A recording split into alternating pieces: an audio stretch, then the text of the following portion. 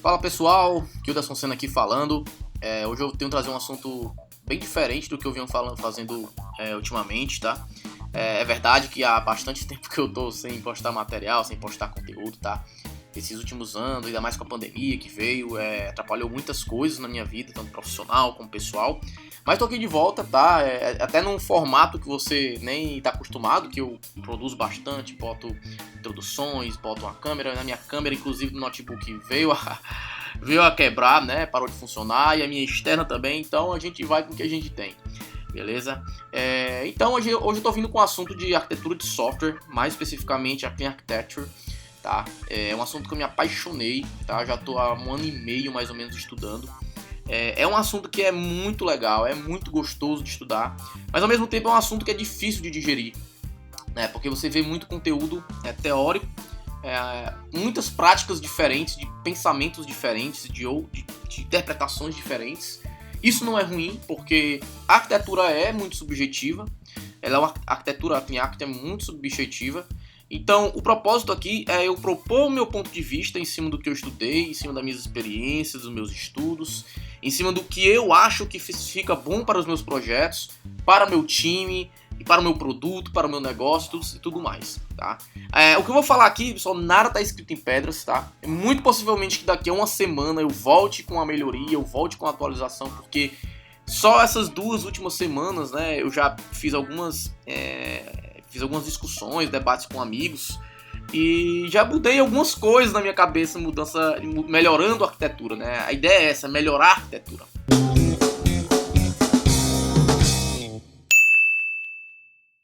Então, antes da gente começar aqui, né, por favor, já deixa o teu joinha aí no vídeo, tá? Se você tá aqui no blog, deixa um comentário, deixa um apoio, uma dúvida, uma sugestão, uma crítica. Inscreve-se no canal aqui também, ativa o sininho para toda vez que eu mandar o vídeo você ser notificado, tá bom? Então, antes da gente entrar aqui, tá, eu fiz um Miro aqui, um diagrama bem legal aqui pra gente poder explicar um pouco teoricamente essa parte da Clean Architecture. Você já deve ter visto muito material teórico, mas aqui eu vou tentar abordar muitas coisas, tá? Mas eu prometo que esse vai ser o único vídeo teórico. Depois daqui a gente vai ter um exemplo prático nos próximos vídeos. Esse aqui é o vídeo teórico, mais teórico, onde eu vou falar conceitos de uma forma bem mais legal, uma forma bem mais amigável, uma forma bem mais tranquila e menos densa, tá certo? Antes de mais nada, eu tenho esse repositório aqui, ó, Clean Arch Pokémon. Vou deixar esses links todos aqui na descrição do vídeo.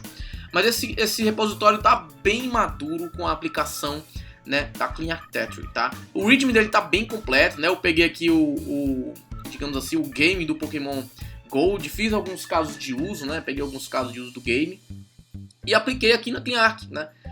Usei inclusive uma API de terceiros. Aqui tem os pré-requisitos que uso, tecnologias que eu usei. Aqui tem um diagrama, tá? Mas eu não vou falar desse diagrama, tá? Se você achar interessante eu vou fazer um diagrama em relação a esse repositório, já deixa aí no vídeo um comentário, um pedido. Será um prazer falar sobre esse repositório, que é uma ideia minha. Aqui eu falo o mais importante assim, desse estudo, é exatamente as decisões sobre as camadas, né, que tem a Clean Architecture. Tá? Então aqui todos esses trechos que eu falei aqui foram tirados do livro. Inclusive vou botar a página aqui para você dar uma olhada caso você queira comprar. Aqui também tem os use cases, aqui tem também adapters e aqui tem a infraestrutura, tá? Aqui algumas referências e os casos de usos que eu apliquei, tá? Se você quiser ver, já está bastante madura, muita coisa que está aqui eu já vou colocar nesses vídeos, mas já mudei algumas coisas só para deixar bem claro. E o livro que eu estou falando é esse aqui, ó, Clean Arch Book. É esse livrinho aqui, ó, Images. Opa, esqueci do R aqui, ó. Clean Arch Book. E ainda não apareceu, peraí. Vou ter Clear, olha aí. Oh, beleza. Tô errando tudo. Esse carinha aqui, ó, tá? É esse livro aqui, tá? Se você quiser curiosidade, comprar um livro muito bom. Li umas 3 vezes já esse livro, volta e meia eu volto para consultar uma coisa ou outra. Inclusive nesse repositório eu tive que voltar para pegar aquelas descrições. Então o livro é esse e fica à vontade para comprar e se aventurar nesse mundo de arquitetura de software, tá? Então vamos lá começar aqui, certo? Começando pelo diagrama, né? Esse diagrama é do livro, tá certo? Esse aqui digamos um outro formato de cone desse diagrama, tá? Eu quero que vocês entendam que esse diagrama ele é muito genérico agora no início, mas na medida do tempo você vai entender que esse diagrama ele faz muito sentido, tá? Primeiro você pode ver que tem 4 camadas aqui, né? Tem a camada azul, que é a Frameworks e Drivers. Você tem a camada verde, que é a Interface Adapters. Você tem a vermelha, que é a Application Business Rule, que também pode ser chamada de camada de aplicação por muitas implementações da arquitetura. E você tem também a camada Entities, né? Que é a Enterprise Business Rules, tá? Essa camada Entities também é chamada de Domain, né? Muitas implementações usam Domain. Eu, inclusive, uso Domain. Certo? Algumas coisinhas que a gente pode deixar bem claro aqui é que muitas implementações utilizam use case e entities na mesma camada, uma camada só para elas duas. Tem implementações que usam separadas, como estão aqui. Tem implementações que usam, por exemplo, a verde e a azul, a mesma coisa. Então, assim, vai do gosto, vai do arquiteto, vai do projeto, vai de tudo que você... do time também, né? Vai do que você acha que é bacana para tua aplicação. Não existe o certo e errado aqui, tá? Então aqui qual a ideia desse diagrama, tá? Antes da gente partir dessa setinha, que ela é o mais importante, eu digo, desse diagrama, é entender o que deve estar dentro de cada camada, tá? Essa camada azul, ela é Frameworks e Driver. Aqui é uma camada que você vai mexer, assim, com bastante frequência, né? É uma camada que vai ter as implementações de coisas concretas, como vou mexer com MySQL, vou mexer com Redis, vou mexer com algum sistema de cache, vou mexer com uma biblioteca de terceiros, como imprimir um PDF, uma biblioteca de PDF, um enviador de e-mail, enfim. Tudo vai estar nessa camada, né? A web, external interface, UI, né? Tudo vai estar aqui fora, nessa camada mais externa. Essa camada mais externa é a camada de detalhes, né? São detalhes da tua arquitetura. Mais adentro a gente tem a camada verde, que é a Interface Adapters, tá? Essa camada, ela vai ser o cara responsável de fazer a comunicação da camada de fora para a camada mais de dentro. O que você fizer aqui vai ser simplesmente adaptar essa camada de fora com essa camada de dentro do use case, tá? A use case e entities são digamos assim, abstrações e algumas coisas concretas da tua empresa, do teu negócio, tá? Esses caras têm que ter totalmente isolado do mundo externo. O que é o mundo externo? É esse cara azul aqui, ó. Esses caras vão ter interfaces, vão ter contratos, isso a gente vai ver mais na prática, tá? Que vai fazer com que você possa se comunicar, por exemplo, com o MySQL, com o Postgres, com uma biblioteca de PDF, com uma biblioteca de envio de e-mail e por aí vai, tá? Mas esse cara, ele não deve fazer o contato direto com a camada de DB, de devices, web, tá? E é exatamente isso que fala essa setinha. Essa setinha aqui é um negócio chamado regra de dependência, tá? O que é a regra de dependência? A setinha tá apontando sempre pra dentro, tá vendo? Isso quer dizer que a camada de device, ela pode conhecer a camada verde de Interface Adapters, tá? A camada de Interface Adapters pode depender de Application Business Rule, né? A camada aqui Use Case. E a camada Use Case pode também conhecer Entities, tá? Mas nunca o contrário, certo? Entities não pode conhecer Use Case não pode conhecer Controllers, aqui a parte de Gateways, Presenters, e aqui também é verdadeiro se eu não pode conhecer a camada mais externa. Se você entendeu isso aqui, já é meio caminho andado, certo? Já é meio caminho andado. Esse diagrama aqui do cone, né? Você pode ver de um olhar mais diferente, né? Dessa pirâmide. Que aqui embaixo você vai ter o top level, né? Digamos assim, essa parte quanto mais em cima, mais abstrato e mais raramente você vai mexer. E quanto mais baixo, mais com coisas concretas, mais implementações e mais mudanças frequentes você vai ter, né? Isso aqui é só um sinônimo desse diagrama que a gente está aqui, tá? Beleza, vamos aqui agora para o lado. E eu tenho aqui alguns post-its, né? Pra gente só ter algumas discussões, tá? Aqui eu tenho os objetivos da gente ter uma arquitetura dessa. É a gente ter facilidade nos testes. É muito fácil você criar testes com uma arquitetura dessa, tá? Independência de frameworks, independência de UI, independência de banco de dados, independência de qualquer agente externo, tá? Isso aqui é a essência da arquitetura limpa, né? Da arquitetura limpa. E tudo isso aqui a gente consegue fazer através da inversão de dependência, né? No Solid também, que é uma coisa abordada no livro, tem um negócio chamado Dependency Inversion Principle, que é o D do Solid. É exatamente sobre esse cara aqui, mas isso aqui é uma coisa pra gente falar em um vídeo específico, que é um assunto que a gente tem que ir mais fundo, mais deep para poder aprofundar e ter um entendimento completo se você não conhece, tá? Descendo aqui mais um pouco, a gente tem aqui, eu vou simular aqui um ambiente web, por exemplo, tá? Como que funciona aí no mundo real, né? No mundo normal, digamos assim, uma requisição. Vamos supor que eu estou fazendo a requisição para uma API e como que acontece esse fluxo, né? Eu tenho uma request, né? Uma request que vai vir com os dados que eu vou fazer para o meu servidor. Eu tenho um sistema de rotas, né? E lá, consequentemente, tem um controller dispatcher, quer dizer, eu vou mandar essa rota para um controlador específico.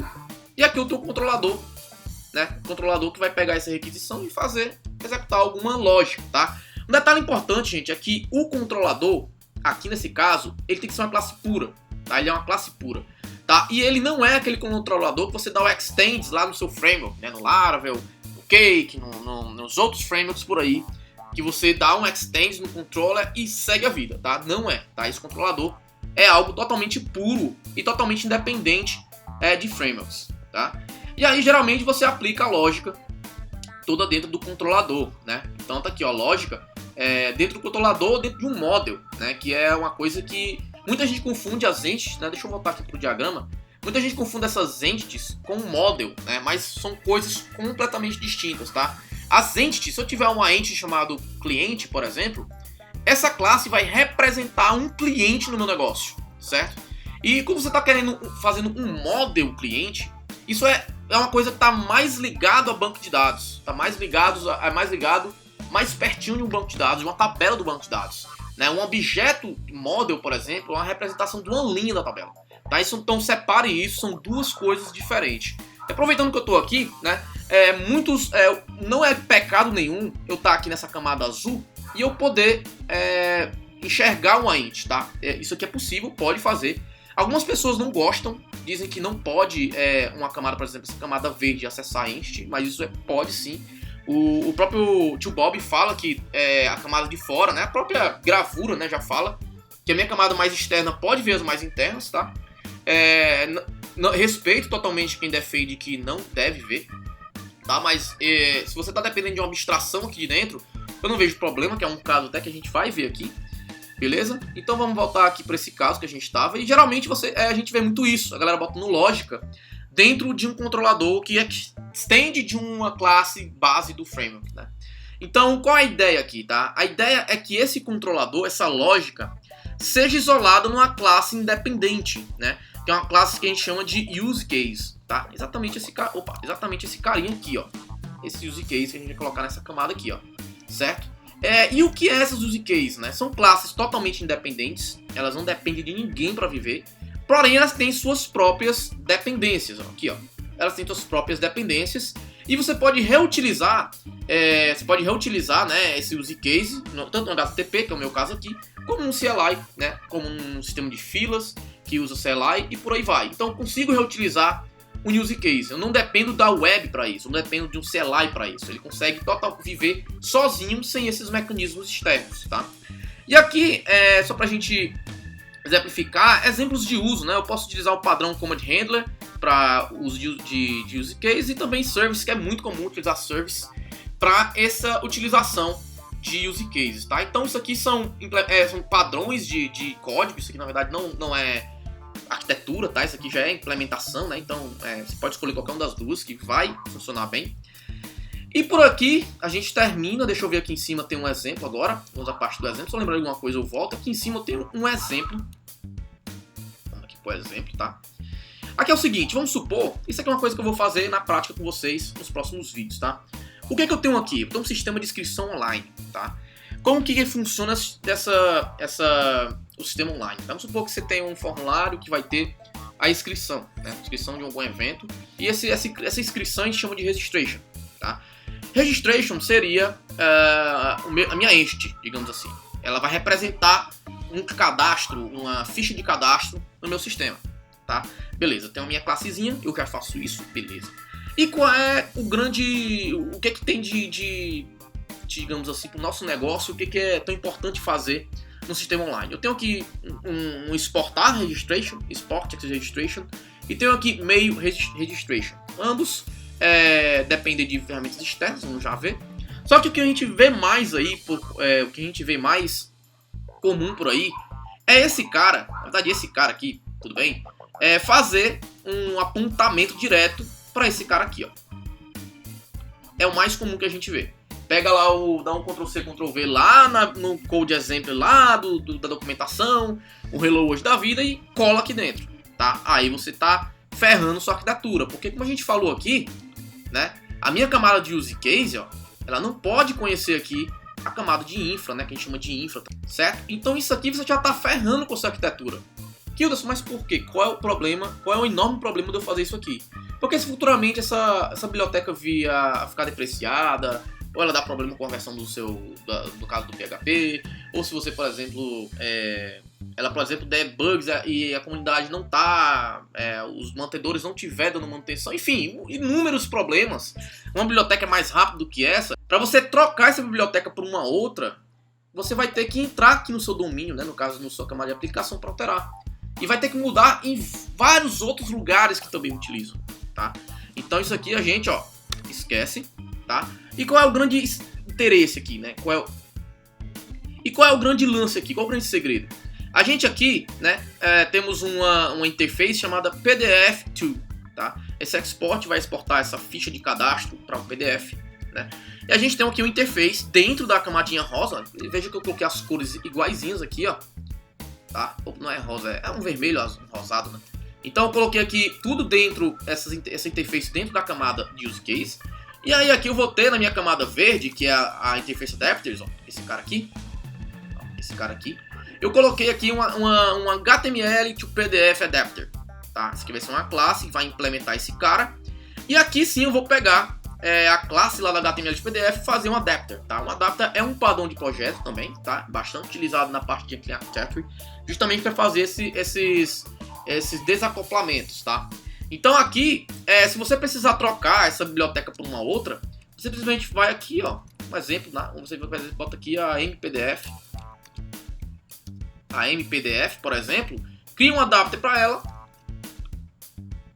poderia criar um adapter para ela, e aí esse cara implementaria essa interface, tá? Então perceba que essa camada verde, ela faz uma adaptação, ó. Tá vendo que ela bota um setinho pro lado e um setinho pro outro? Ela tá adaptando para atender os dois mundos, digamos assim, tá? Então, aqui seria no caso MPDF Adapter, certo? Seria algo desse tipo aqui. Aqui na parte de e-mail registration, a mesma coisa, ó. Eu tenho aqui uma interface meio service ou meio dispatcher, sei lá, aqui meio dispatcher, certo? E aqui esse cara, ele só vai ter regras, um contrato, né? Geralmente essas interfaces, só um parêntese, interfaces são chamadas de contratos, de protocolos, todos esses nomes remetem a abstrações, remete à interface, tá? Só uma dica. Então, aqui eu vou ter a mesma coisa, eu vou ter o meu dispatcher, que vai chamar aqui que vai ter aqui numa outra camada, vai ter a parte de adapter, ele vai criar um adapter, e esse adapter vai poder usar o PHP Mela, e eu faço essa ponte, para que eu não precise mexer na minha camada de use case, certo? Então você tendo entendido isso aqui, tá? Por fim, antes de terminar aqui essa parte, tá? Para conseguir renderizar esse PDF, né, e mandar esse e-mail, eu preciso consultar no banco, por exemplo, o registro, né, a inscrição. Então eu preciso de uma consulta no banco, que seja, né? Então eu tenho aqui um repository, né? Um repository é usado exatamente para isso. Só que eu tenho uma interface para isso, tá? Uma interface, tá? Geralmente o pessoal usa, eu vejo muita implementação de o pessoal colocar, por exemplo, aqui eu coloquei Load Registration Repository, tá? Que é a ação que vai ser executada exatamente. Tem gente que coloca, por exemplo, só Registration Repository e coloca todas as implementações dentro, tá? Eu vou explicar na parte prática por que eu tô fazendo isso aqui. Mas também não tá errado, tá, gente? Não tá errado. São dois approaches e você escolhe o que você achar mais confortável, tá? Então aqui eu tenho uma interface que vai me dizer, por exemplo, vou carregar um registro, um registration pelo ID, sei lá, pelo CPF, enfim, isso aí é irrelevante. E aqui na minha camada de infra, eu vou ter um MySQL Registration Repository. E aqui dentro eu faço toda a mágica, conecto com o banco, uso o PDO, uso o Eloquent, uso o Doctrine, uso o que eu quiser que seja para consultar o registro no banco de dados, tá? E entenda que ele vai implementar essa interface, tá? Eu quero usar um Mongo para um outro caso específico. Eu crio aqui um novo repository e implemento esse cara aqui, tá? E uma outra prática interessante, quando você tem várias interfaces, tá? Eu estou utilizando aqui o conceito do Interface Segregation Interface Segregation Principle, quase não sai. Que eu vou ter várias interfaces menores, tá? Mas na implementação, eu posso implementar várias interfaces. Então eu posso ter, por exemplo, aqui um SQL Registration Repository, tá? Eu vou explicar isso também com mais detalhes na prática, certo? Pessoal, é mais ou menos isso aqui, a ideia da Clean Architecture, tá? Da arquitetura. Eu coloquei essas linhas aqui para você ter uma noção de delimitação entre as camadas, tá? Como eu falei, só pra gente finalizar aqui, não ficar muito grande esse vídeo, geralmente eu vejo algumas implementações que esses caras ficam na mesma camada domínio, tá? Esses aqui, ó, eles ficam na mesma camada de domínio, certo? Tanto as entidades como os use cases e os protocolos, né, as interfaces. Esse cara aqui, ele fica dentro da camada de interface adapters, mas também eu já vi muita gente, muitas implementações, utilizando esses dois juntos, tá? E não tem problema nenhum, tá certo? Não tem problema nenhum, e umas dicas que eu vou dar aqui também, ó. Aqui embaixo eu tenho umas dicas que é o seguinte: não se amarre a nomes, tá? Aqui a gente está chamando, por exemplo, gateways, use cases, entes, não se amarra a nomes, tá? A Clean Architecture não tá te dizendo qual o nome das pastinhas ou das camadas você utilizar. Ela quer que você use as regras de dependência conforme ela tá ditando, tá? Como bota aqui, ó. E também os bons sensos. Você também não vai chamar a sua camada de batata, né? Ou de abacaxi. Chame a sua camada que ela represente o nome do que ela vai ser, tá bom? É um bom senso também. Não se amarra ao número de camadas, como eu falei lá em cima, até. Eu já vi implementações com 3 camadas, com 4 camadas, já vi com 2 camadas. Então, o importante é você seguir a regra de dependência. Mas se você quer seguir o desacoplamento total, essas 4 camadas é que são sugeridas, tá? Meça o esforço de trocar componentes, ou seja, exatamente o que eu fiz aqui, ó. Exatamente o que eu fiz aqui em cima, ó. Tá? Se você tá... meça quanto você vai gastar, quanto você vai gastar. Qual o custo de você trocar, por exemplo, um MySQL por um Mongo. Se o esforço for pouco, então sua arquitetura tá legal. Você tá seguindo de bacana os conceitos da Clean Architecture, certo? E desacoplando o máximo possível. E por fim, equilíbrio, tá? O que é o equilíbrio? Tenha um pouco de pragmatismo com bom senso, tá? Tenha esse equilíbrio entre as coisas. Não tente seguir a risca, porque não existe uma receita certinha para todos os projetos. Então tenha um equilíbrio sobre as coisas, né? Sobre tudo que a gente conversou aqui. E na próxima aula eu vou abordar isso daqui, ó. Peraí que eu sempre me confundo aqui nos teclados. Eu vou implementar isso daqui na prática com PHP. E outra coisa, isso aqui não depende de PHP, de Ruby, de Java, de C Sharp, nada, tá? Isso aqui são conceitos que você vai levar para qualquer linguagem. Então eu vou implementar isso aqui com PHP, com esses conceitos que a gente acabou de falar aqui nesse vídeo, tá bom? Desculpa ter sido longo, tá? É um vídeo teórico, os próximos vídeos vão ser mais práticos. Espero que você tenha entendido. Qualquer dúvida pode botar aí embaixo na área de comentários. Dá o teu joinha, dá a tua crítica para fortalecer aqui o nosso canal, beleza? Muito obrigado a você e até o próximo vídeo.